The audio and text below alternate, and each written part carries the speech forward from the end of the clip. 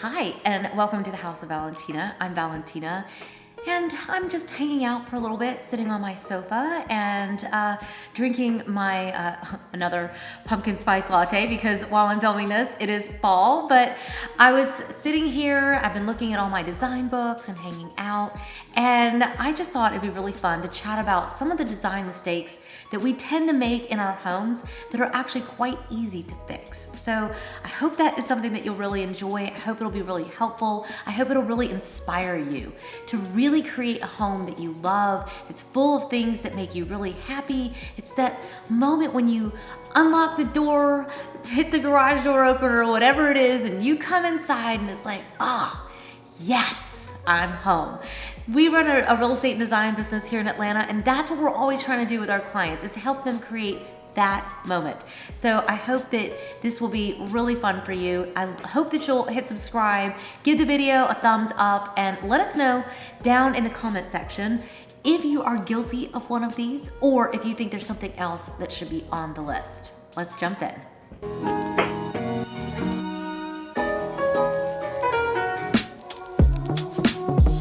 The number one mistake that I see designers, other people, it's something that we all typically tend to struggle with. It's this idea of monotony.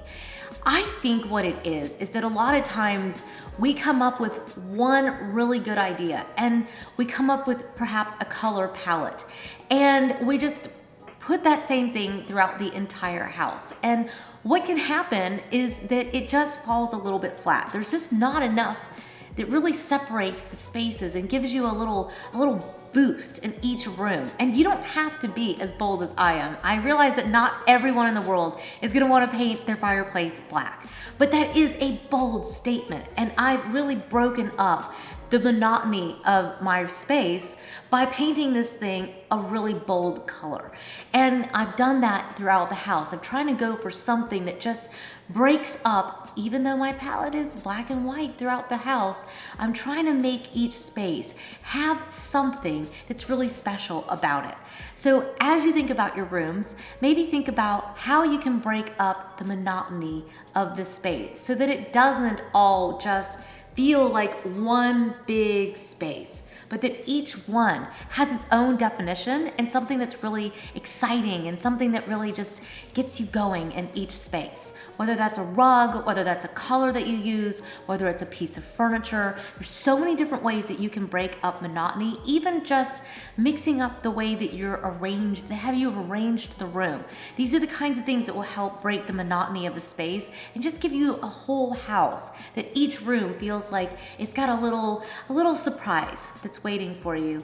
And you'll want to go throughout and explore each one, knowing that something exciting is waiting for you around each corner. Number two, that scale is so hard. And a lot of times the scale is off. I personally am less concerned about this one probably more than any of the other ones, because what I've realized from living overseas and traveling all over the world is that each country and each culture has an idea of what scale is appropriate for a space. So I'm not so caught up in an exact rule about a space. But if you can't enter the room, if you can't use the room for the function that it's set out for, that's a pretty big deal. Think about what you like. Some people would like nothing on my fireplace. Some people would like one gigantic thing. Some people would like a teeny tiny little thing. And so there's all different ways. And that's the fun of designing a space, is discovering yourself, discovering your own style, and creating around that. There's a learning curve, okay? So if I give you a mathematical equation and tell you this is exactly what furniture will fit into your space, that's what I do as a designer. I tell people what will fit. But as a designer, the other part of my job is to get inside my clients' heads and figure out maybe that's what will fit, but will they actually like it? Will they actually like the way that the space feels? What I've realized about myself is that I like to have a space that is more minimal. I like to be able to move around. I don't like things to be all packed in. And every time I try that, because I've taken advice from other designers, I don't like it. So when you are designing your own space and you are the one that is mastering your own destiny for your space, think through, try things out. Don't be afraid to move things in from another room and see how it feels and see how you like to live. Think about spaces, rooms, hotels, other people's homes that you've been to, and think about the scale of the room and the furniture and all that kind of stuff. And that should be able to help you narrow down what's gonna really work for you. One of the things that I have found, I think it seems to be a little bit more of like an American designer kind of thing. I know a lot of us love Restoration Hardware. I am definitely one of them. I love that place. But they use Symmetry as a go-to for everything. And I think it's beautiful. And a lot of times I'll walk through there and I'm like, oh, I just want everything that's here. It's so beautiful. And I'll walk through designer showrooms and I love the symmetry. Oh, the symmetry, it's so good. And then I come home and I don't like living with too much symmetry. It drives myself nuts. I'm like, this is how it's supposed to be designed.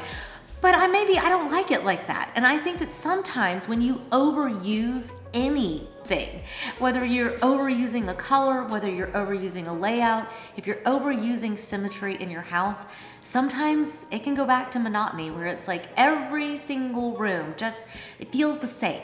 There's not anything that kind of breaks it up. So if you find yourself someone like me, I like symmetry. I like things to be balanced. I like things to be lined up. But sometimes you do need to just throw things off just a little bit. Maybe do one large with two small things. You can still have a line. You can still have a rectangular space that you're filling and everything, all the pieces fit inside of it. But you maybe don't need two of the exact same thing sitting next to each other. Break the symmetry sometimes. Sometimes what you can also do is have symmetrical moments, and then the things that you're filling in that space are not symmetrical. And you're able to kind of play with it even within a vignette, maybe on a console table. If you've got an area, maybe your dining room, or you've got a big buffet, you might have two symmetrical lamps, maybe even something that's symmetrical in the center, but the items that you place down below, those aren't set in a symmetrical pattern because you really just need to break it up. I mean, I just said symmetry, symmetry, symmetry. Let's break it up. Let's find another word, right? Let's throw in some asymmetry to keep it interesting. Even in our words, we do the exact same thing. You guys get bored if I use the same word over and over, and it's just like that in your designs. You just get bored. The mind needs something to excite it and to keep it moving. That's why I think this one is so important. I think this one may be one that's my own pet peeve. I have to readily admit that I think that it may just be a personal preference. I fully admit that. But I personally do not like tone on tone on tone on tone on tone on tone. If I walk into a space and there's nothing that breaks everything up and everything in the room is basically the same color, whether it's all white or it's all black or it's all beige or it's all whatever is your favorite color, it just gets to be a little bit boring. And I think that there's nothing to really energize the space. One of the reasons that I love to play with high contrast, why I like white against black, is because to me, you see the black because the white is there. You see the white because the black is there. And so a lot of times, if you can play with tone on tone rooms, but you still need to break it up. You can break it up by using a little bit higher contrast in your color. You can take it much darker or much lighter. You can also play with different fabrics. A lot of times that's what really gets boring, is when it's just really flat. There's nothing really interesting going on. If you put some velvets and some linens, and then you've got your sofa that's in maybe a cotton, and you've really mixed up textures, and then you bring in some greenery, and you can see how very easily you can have tone on tone, but you've broken it up and you've made it interesting. As you can tell, most of these actually, I think all of them, they all center around the fact that I find spaces that I don't want to be bored. I don't want you to be bored in your home. I don't want you to feel like it's just, nobody wants a house that you walk in and you're like, this will do. I mean, who wants to live in that house, right? So yeah, okay, moving right along. I shouldn't even talk about this one. Okay, I'm sitting in a white room. I'm sitting in a white room and I'm about to tell you that white can be very sterile. But it is true. White has been so popular and I absolutely love it. We lived in Scandinavia for 6 years and most of our Scandinavian friends painted their homes white. But I never felt like their homes were sterile. At times, I felt like my home over there felt sterile to me, and that's because I had white ceilings, I had white walls, and I had white floors, and then when I put white furniture against that, you can see where, just like tone on tone, white can be super sterile when all you've got is white. So how do you keep white from feeling sterile? It's actually not that hard. What you really need to do is you need to think about texture. And by texture, I mean things that have a patina to them, things that have dimension to them, fabrics that have a feel. You feel them. There's something going on with it. That's what texture is. You need to vary things, and you can use shades of white if you really love a calm, clean, serene space.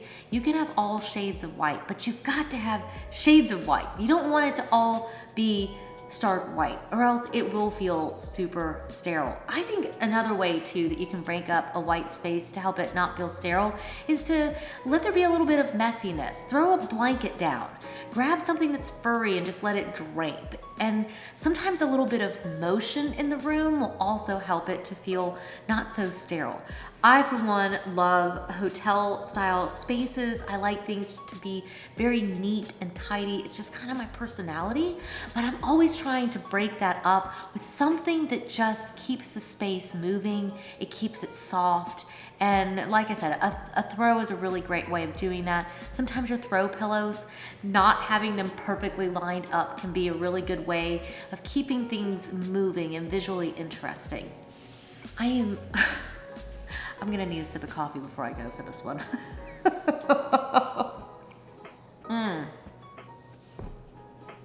Okay, one of my personal pet peeves is a space that feels overly designed. And I think that designers are probably the ones that are most guilty of this.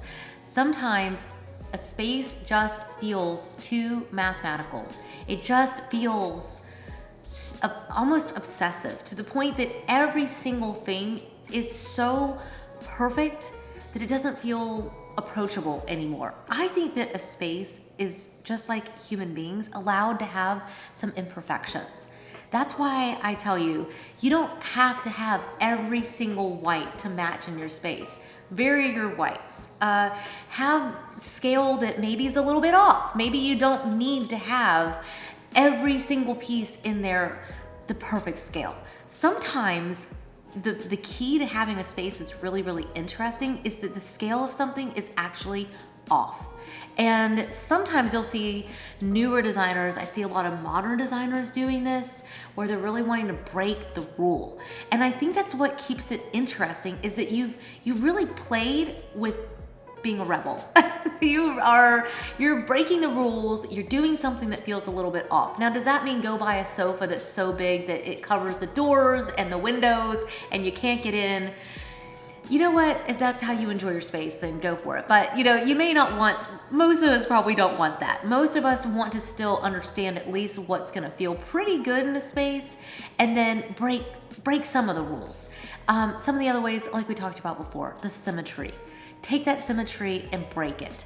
And I think rules are made to be broken. And what rules that we might know from wherever we live, you might be living in Wyoming and there's your design magazines on your magazine rack are showing you how homes are supposed to be designed in Wyoming. Well, I think looking at other cultures and other homes and other, not only other cultures, but other countries, other places around the world, that's something that I love to do because I think it's really interesting to learn how other people put spaces together. For instance, Scandinavians love to play with white space. They will leave so much white space that most of us, maybe from the US, would be uncomfortable with it.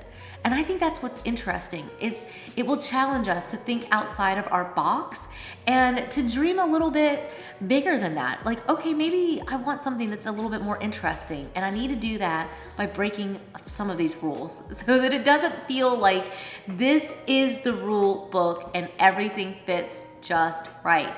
Maybe the chair back is a little too high. Maybe the table is a little too low. Maybe you've got a few too many books piled on top of it. Whatever it is, break the rules sometimes, and I think you'll end up with a space that feels really interesting, one that feels like you've created a home and something that you'll really enjoy.